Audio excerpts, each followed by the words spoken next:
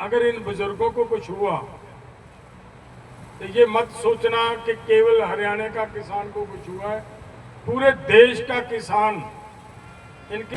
और मैं ये सरकार को बता देना चाहता हूं कि सरकार ये ना सोचे कि ये हरियाणा के लोग हैं। सरकार को याद करना पड़ेगा, ध्यान रखने की जरूरत है। जब से 2020-21 का आंदोलन हुआ, अब पंजाब और हरियाणा दो नहीं रहे, अब ये एक हो चुके हैं।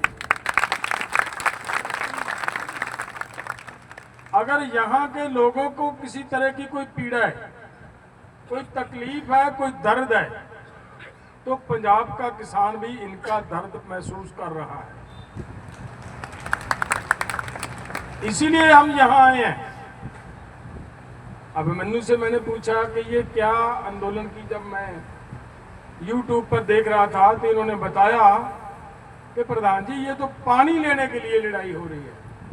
1 महीने से पानी, पीने वाला पानी, देखो नहर का पानी खेत को लगाने के लिए लोग मांग रहे हों तो माना जा सकता है कि सरकार के पास हो सकता है उतना पानी खेत को देने के लिए ना हो, वो माना जा सकता है।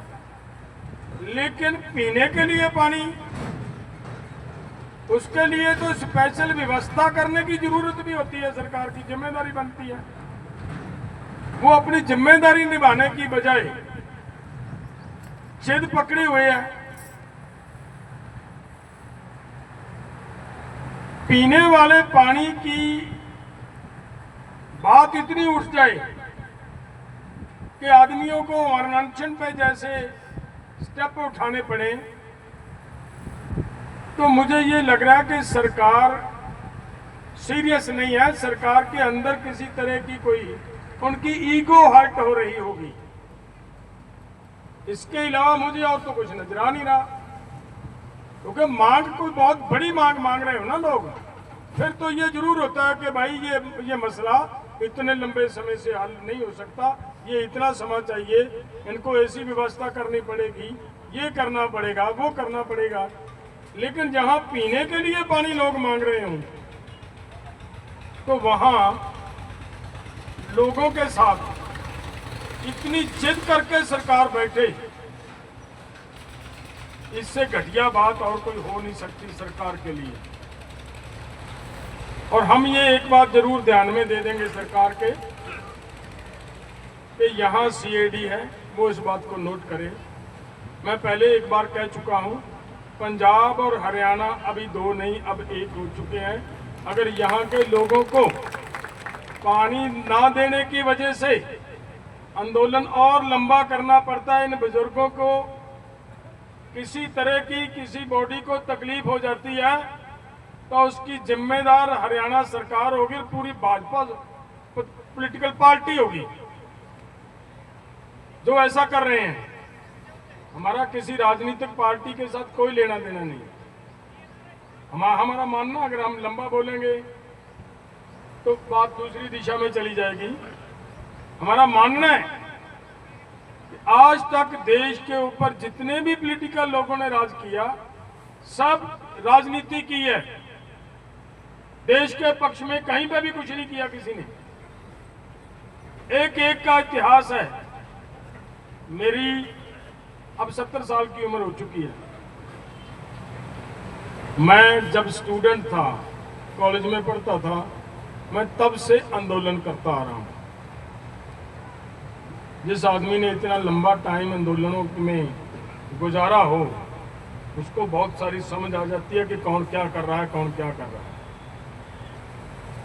आज जो दशा देश की हो रही है, इसके जिम्मेदार दूसरे भी उतने ही हैं।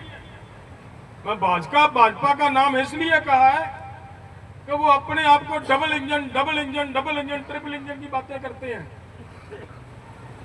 क्या ये जिम्मेदारी नहीं बनती उनकी कि अपने लोगों को पानी की व्यवस्था, पीने वाले पानी की व्यवस्था करवाने के लिए अगर उन आदमियों को अमर अनशन जैसे सख्त स्टैंड, इतने गंभीर स्टेप उठाने पड़े,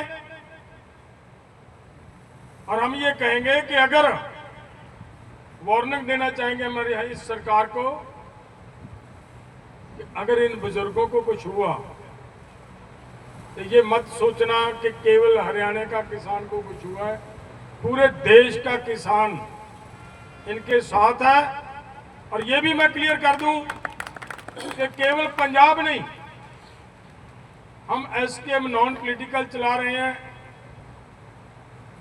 और उत्तर से लेकर दक्षिण तक सभी राज्यों में इनको आई हुई जरा सी भी आंच, उसकी तकलीफ पूरे देश को महसूस होगी और पूरे देश के लोगों के उस विरोध का सामना करना पड़ेगा सरकार को। ये दो सोच ले, ये ऐसा नहीं है कि ये कोई आदमी कोई बुजुर्ग बैठे हैं कोई इनके ऊपर सरकार सीरियस ही ना हो, जो होता होने दो, ऐसा बिल्कुल कतई बर्दाश्त नहीं करेंगे।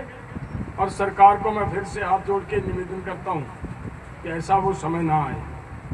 हमें बहुत जरूरत है इनकी, हर एक परिवार को जरूरत है इनकी। बहुत बड़ा रुतबा होता है बाप का, बहुत बड़ा रुतबा होता है दादा का। आपके लिए इंसान कुछ भी हो, लेकिन हमारे लिए, परिवारों के लिए बुजुर्ग बाप दादा, उसकी अलग एक अहमियत होती है। मेरा मानना है कि दादा के पास एक वो रुतबा है जो आप ही सभी दादा बन गए, अब तो महसूस कर सकते हो कि देखिए, अगर आपके बच्चे का, सरकार को भी मैं बता देना चाहता हूं, वो भी इसी जगह पे पहुंच चुके होंगे, अगर किसी भी बच्चे की स्कूल की वैन 10 मिनट लेट हो जाए, इस दादा के अंदर से उस भगवान के चरणों में अपने आप एक अरदास शुरू हो जाती है अपनी औलाद के लिए।